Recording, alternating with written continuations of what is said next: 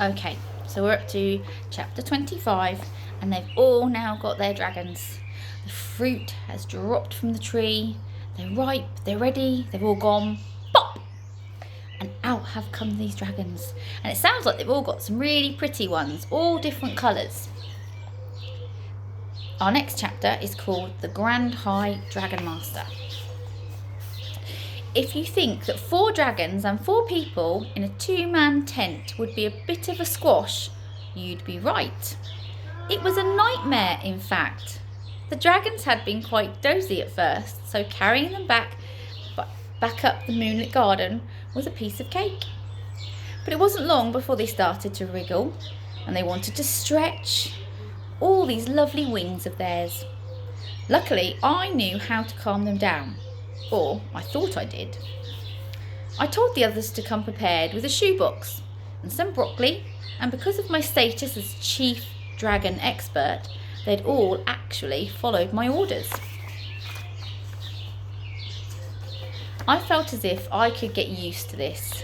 My new role as the respected elder, the voice of experience and wisdom, leading my minions. Perhaps they should call me something like Commander or Captain, perhaps even Grand High Dragon Master. Yeah, that sounded good. I'd probably need a cloak or something special like a hat maybe, and a logo. Yes, I definitely needed a logo. Oi, Earth the Planet Thomas, said Ted, poking me in the side, and shaken out of my daydream, I saw Ted pulling his daftest face at me. Come on, Pongtastic, what do you think? He said. I waved goodbye to the vision of myself as the Grand High Dragon Master. Who was I kidding? There was no way Ted was going to call me Grand High Dragon Master, anything, except Pong Master maybe. He might call me that.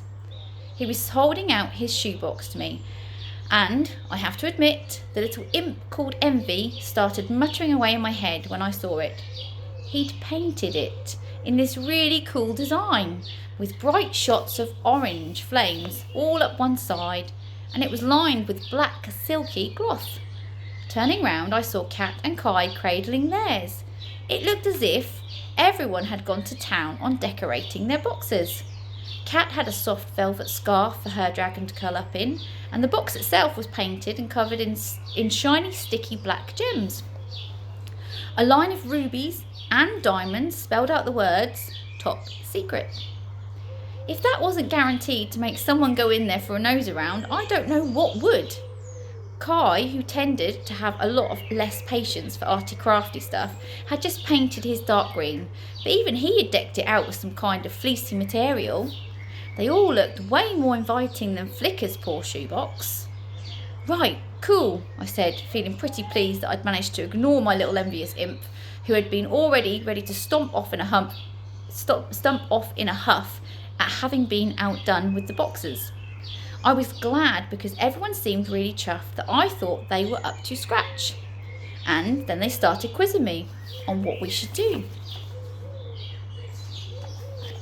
I guess I was still the Grand High Dragon Master after all, even without a hat. Food and sleep, I told them. That's what they need next. Get your box, get your broccoli ready. Flicker flew down and tried to pick the broccoli stalk I was holding out of my fingers. Let's see if we can entice them in. If they're anything like Flicker, they must be hungry by now. The dragons were hungry, but it was soon clear that Flicker was on his own when it came to loving all the things that were green and sprouty. Ted's dragon appeared to have a taste for, well, anything and everything.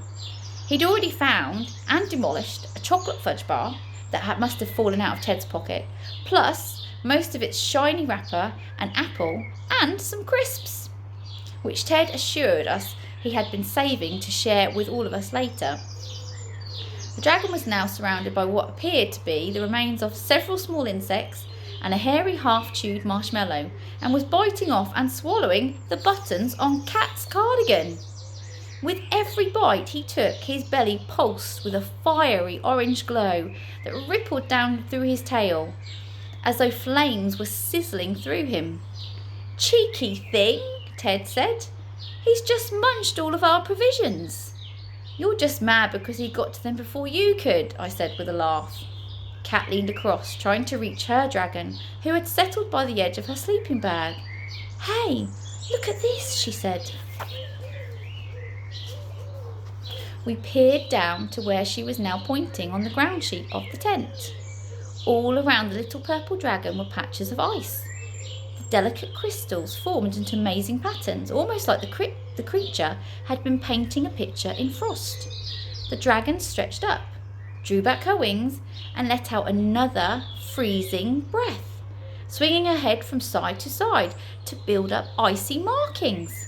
"She's an artist like me," said Kat with obvious delight.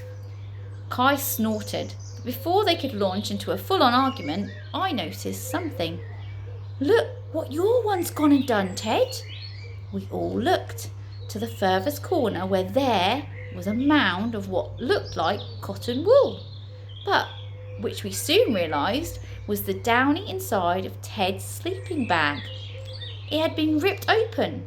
The golden dragon was now happily shredding Grandad's tent, its needle-sharp claws and teeth tearing into the material, and he had already made a fair-sized hole.